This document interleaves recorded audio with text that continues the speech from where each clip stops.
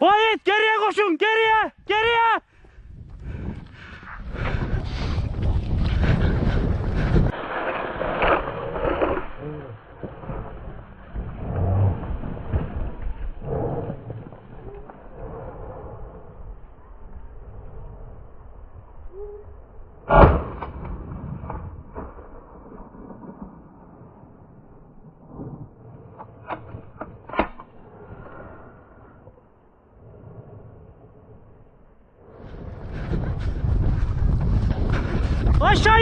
Aşağı iniyor deriye.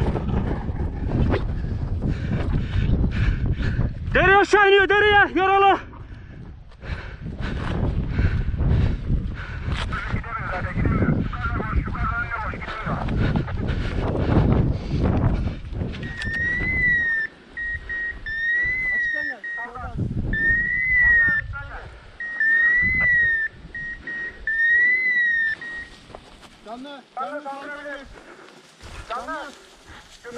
Tamam görüyorum, ben onu görüyorum. Köpekleri getirme. Sol açığa gel. Hayır bekle.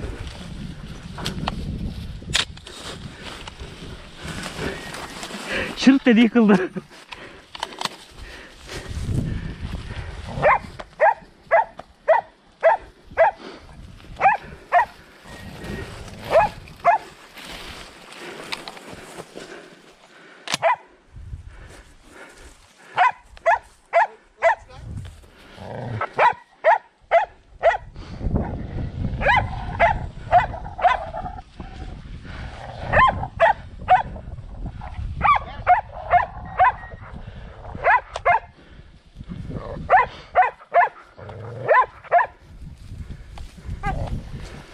Ne diyorsun ona?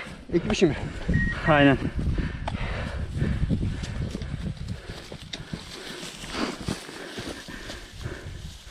Can çekiştirme. İşte bu. Tarladakini vuramadım ya. Sonra size döndü aşağıya. Yo zaten ben dedim ya. Dereye gidiyor köpekler. Bir çıktım gidemiyor. Hiç yürüyemiyor. Ben şu sırtta gördüm burada kalmış zaten. Şu sırtta gördüm burada kalmış. Koş çıktım da koş böyle yemedi valla. Domuz böyle gidiyordu zaten, karşıma bir çıksa kafa kafaya vuruşuyor. Ulan Mansur. Dişi oldu ki.